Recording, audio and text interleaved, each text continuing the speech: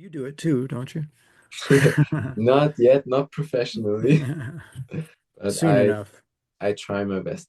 I personally use FL, and I'm really at the beginning. Like what I make is very basic, and I'm just playing around right now with the different instruments Sure. of the orchestra and just try to build a sound that sounds realistic. But for now it's repetitive what I do because it's first I gotta learn how the instruments work, how all this stuff works together. Sure, And yeah, there's that. yeah, and yeah, then I can progress from that. But as I said, I am at the start, and yeah, I'll do my best. I'll um keep making more, keep making music, keep getting into different things and try out. I think how what would you say is the most effective way to learn? Because I think if you just explore your plugins, what you have, explore the sounds, I think you can get a lot from that. But I mean, Yeah, you've I gone mean, the way. I think most people don't use their plugins probably 20% of what they're capable of. So there's some like really powerful plugins. And I'm guilty of that too. I think the best way to learn anything is by doing it. I think if you can get your hands on something to score, and it can be anything. You can write music for a friend's podcast. You can write, you could write the theme to your show here. Yeah, I mean, ideally it would be somebody who's giving you feedback, so not yourself. But I think the quickest way to kind of like immerse yourself in something is by doing it, and certainly that's the way I would suggest. I think it's worth. We are composers, and it's worth knowing theory. It's worth knowing, counterpoint and all that kind of stuff. I'm not saying you need to go to music school, but maybe get a tutor, and brush up on things. mm, But to be honest, like there's no substitution for creativity. Um, I think like you can be the most brilliant musician in the world, but if you're not particularly creative with it, it's not going to really do you much good. So, yeah. um, All right. What role would you say does a mentor play, or did you have a mentor when you started, or right now? Do you have a mentor that is giving you feedback on your music? not like feedback on my music, so to speak. I have people that I look up to that are friends and I would consider a mentor, but not in like a formal sense.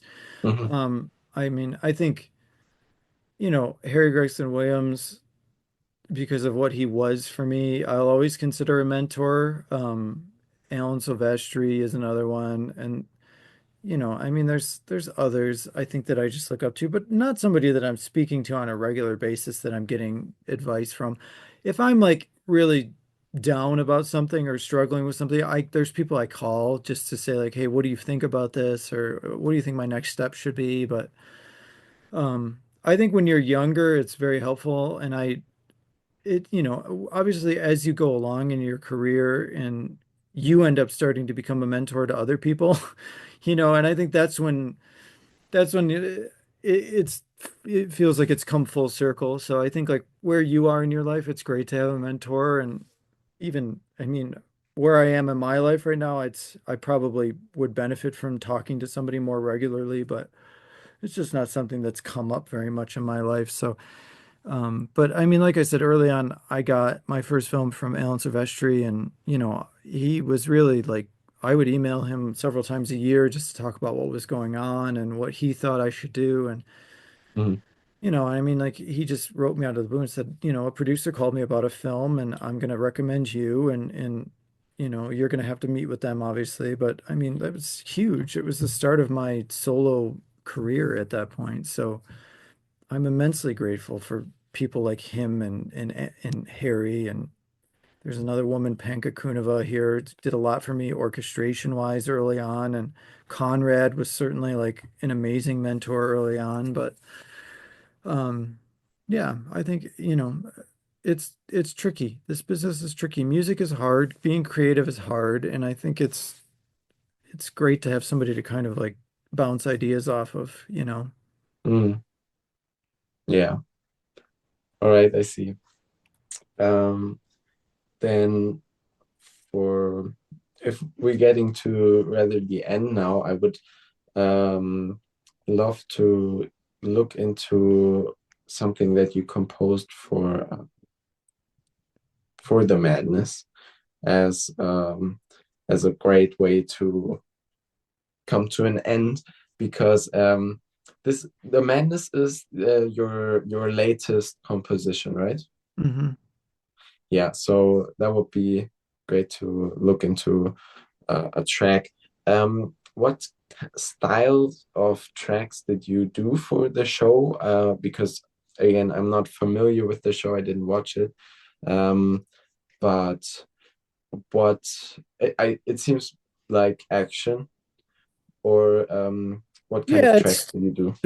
thriller, paranoia. Oh, okay. So I think it's a lot of like dark internal kind of stuff. Um, Hmm.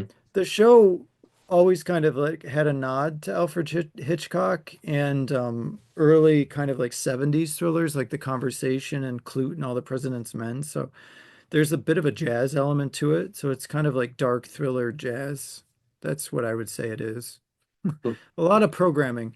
There's not really orchestra in this score. There's a few places there's strings, but mostly it's solo instruments over synth stuff. So it's solo trumpet, solo sax, solo flute, that kind of stuff. Hmm. So very different Very from different. what we just heard.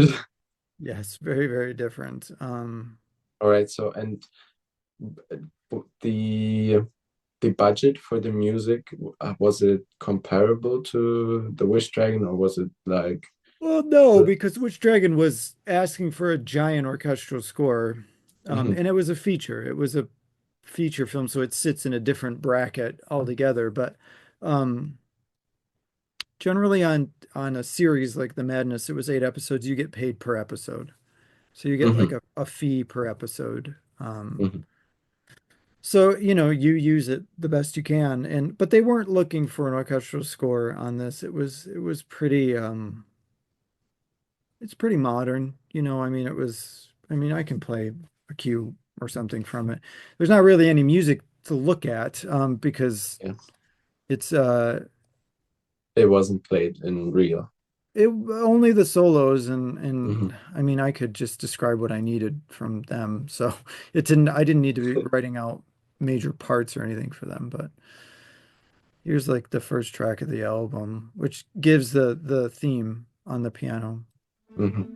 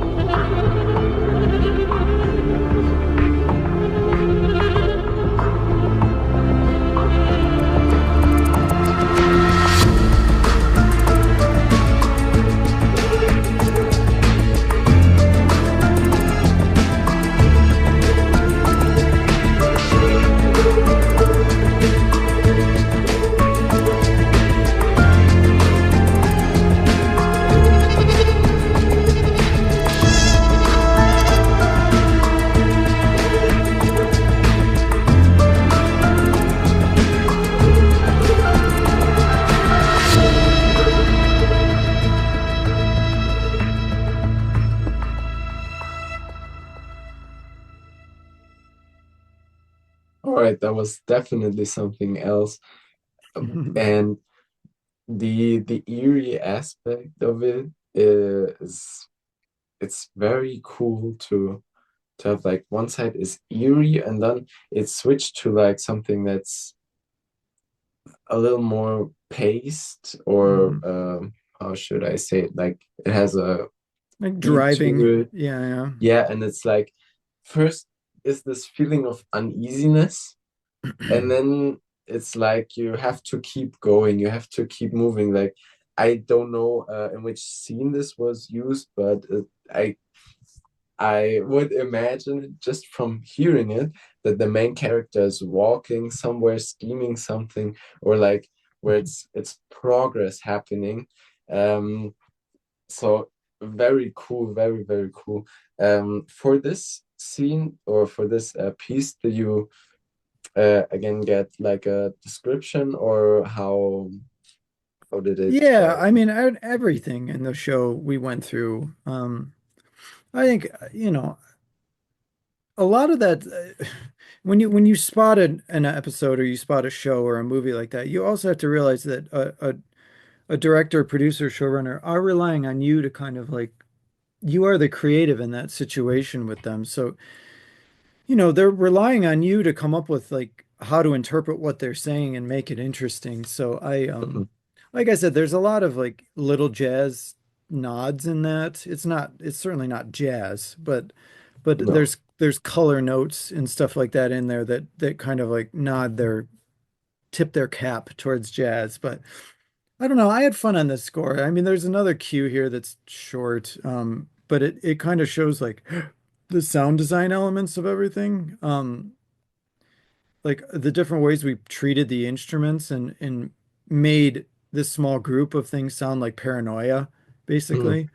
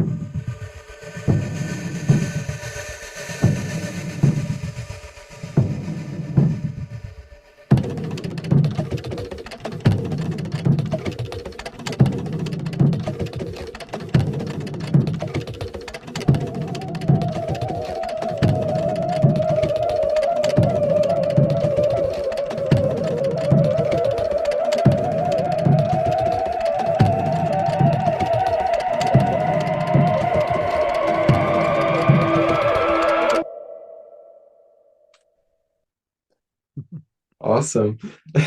I was thinking for the first minute, hmm, this is very relaxing. It's actually beautiful.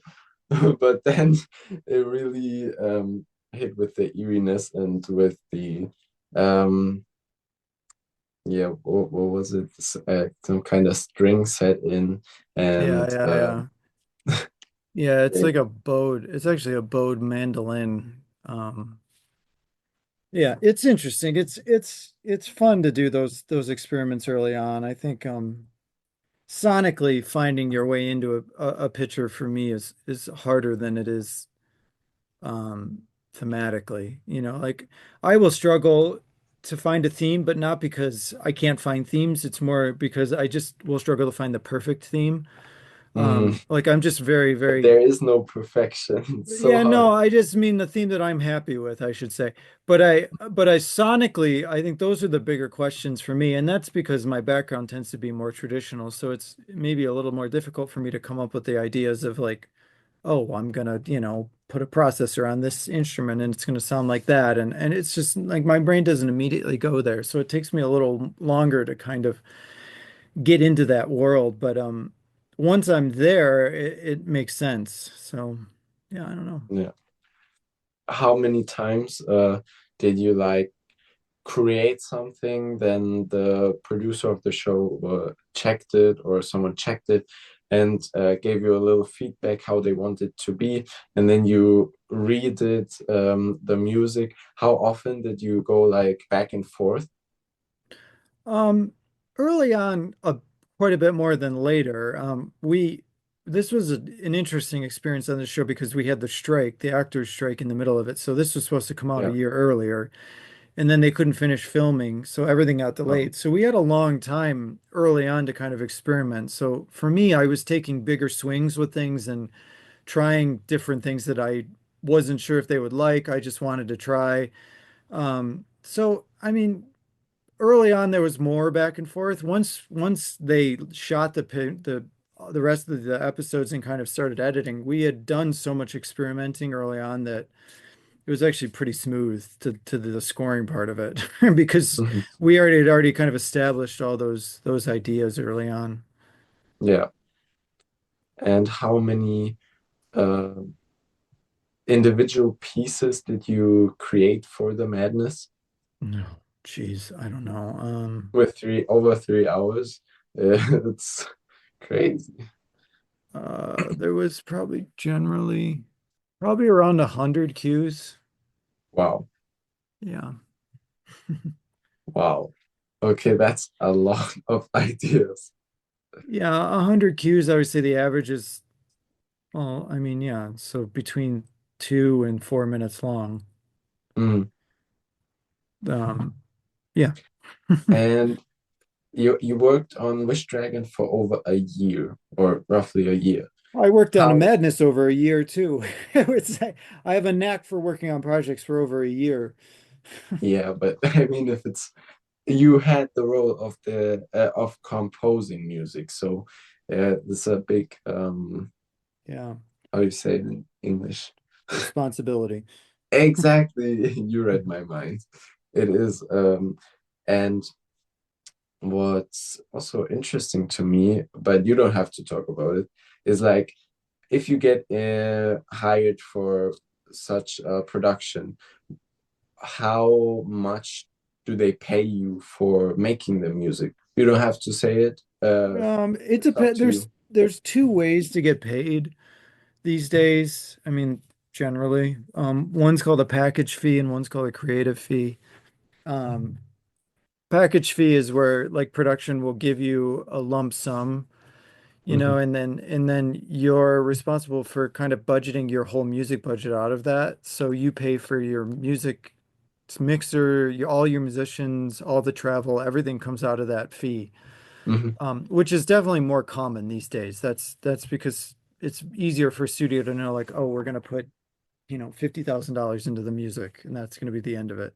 Um, the other one is a creative fee, which tends to mostly be with the studio level work, where the studio will give you a set number as like your fee, and then they'll pay all the music costs over that. So they'll deal with the booking the orchestra, renting the halls, paying the orchestrators, the copyists, the conductor, all that stuff, Hmm. which is, obviously preferred, but less common because it tends to only happen on the biggest productions these days. But, I mean, like, I'm not super well established. I'm established, certainly, but like, I'm not at the level of Oscar-winning composers, so I'm not getting millions of You'll get dollars. there. Yeah, I hope, but I think it's, I mean, without going into the specific numbers, it's I think people maybe have a misconception that you make a ton of money scoring films, because early on you're not really making very much money. I've done a lot of films Yeah. early on where it was $25,000 for the music and that's it. And it's a film with major Oscar-winning actors, Yeah. and then Wow. you're responsible for kind of like recording with that money and by the time you're done, you can pay yourself 2,500 bucks. There's just like nothing left for you at the end. But Yeah. which is why a lot of things on the lower budget side go to, they stay just in the box with samples because the composer's trying to keep a little bit more money for himself, to make Yeah. it worthwhile doing it. And you do make money on the back end, of course, from like royalties, but that tends to be more based on how well the film does. So if it's a really small film that's not going to be seen by anyone, you're not going to really make any money on royalties. Hmm. You may make a few thousand over the course of its life, but certainly not hundreds of thousands of dollars. So, Yeah.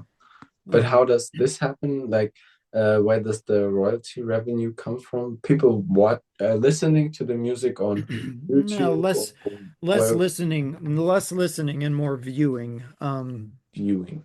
viewing the project that you wrote the music for. So Um, it's all how does it paid off? BMI or ASCAP or something like that. What's Sorry. that? So you get paid, and depending on how many people watch the movie, you get a royalty.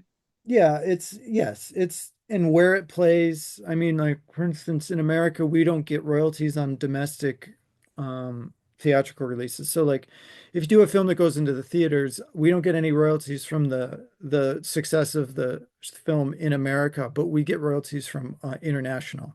So if it Hmm. goes to Germany and it does great in Germany, we get royalties from all that.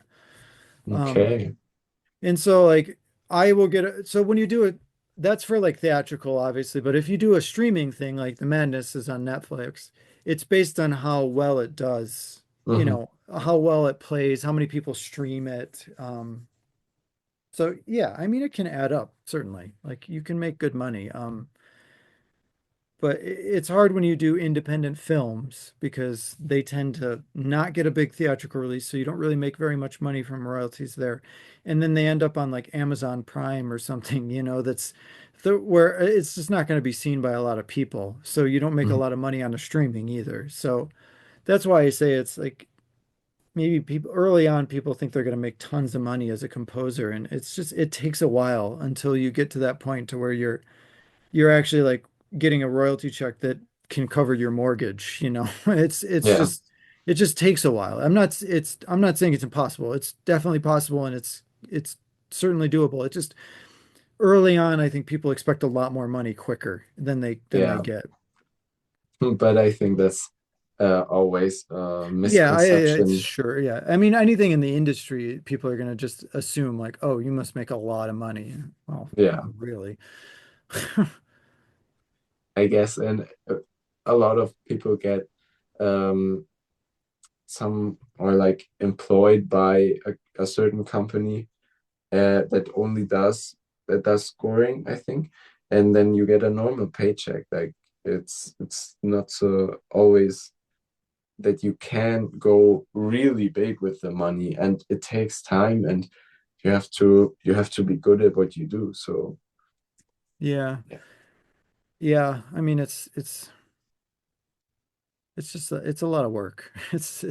And it's hard because it's not a business that you can really like relax in a lot because you're doing one project but you're looking for your next project. That's just the way it goes. So it's hard to kind of take time and convince yourself to take time off and let your brain reset a little bit. So Yeah, I can imagine that. Would you um, say like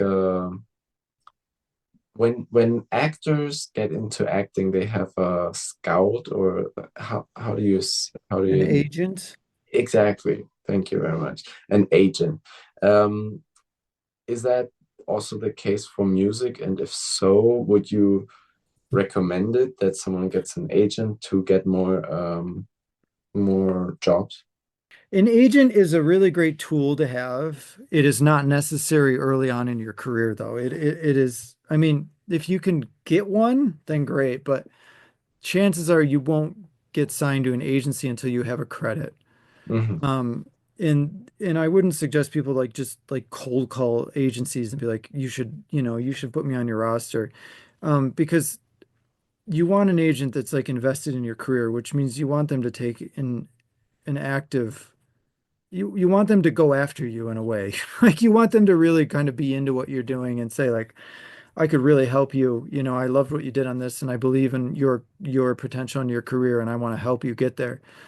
Mm, Um, and so I think it's futile to kind of you be the one knocking on their door because then they're just gonna be like, sure. I mean, we'll take 12% of what you make. That sounds good, you know, but I think like by and large, it is up to you to make your career. An agent will help you put the pieces together as things start to kind of coalesce around you, but if you're relying on an agent to make your career, you're in a maybe not in the right headspace.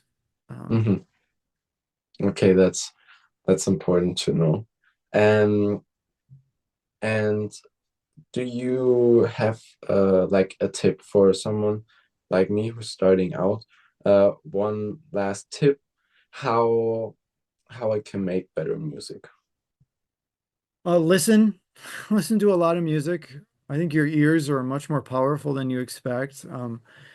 I would encourage you to do things that make you uncomfortable. For me, that's synth programmings and like a score like the Madness was not the most comfortable space for me, but when you're done and you've kind of like solved that puzzle the best way you can, you feel really good about it and it teaches you way more. I mean, I love to write a big orchestral scores. It's what I'm most comfortable doing, and I hope I get to do a lot more in my lifetime. But I will say that like I just like from the get-go, I will be very comfortable in that world. So I don't know if I always be growing a ton when I'm doing it. So Hmm. I I appreciate these things that come along now and then and that really kind of like stretch my brain because it forces me to think of music in a different way. And I think it's the same way with you at your age. I think it's, you know, if you're not super comfortable with an orchestra, try writing an orchestral piece. You know what I mean? And Yeah. try scoring a scene from an animation. Hmm. Um, whatever that is, you know, whatever it may be. And I think or if you're really good at action music and beats and stuff like that, try writing a love song or you know, try writing a love theme. You know what I Yeah, mean? Like get inspired by something, get inspired by your dogs, write a little theme for your dogs. You know what I mean? that's such a unique idea. Otherwise, I think it's, you know, try to find some opportunities for yourself.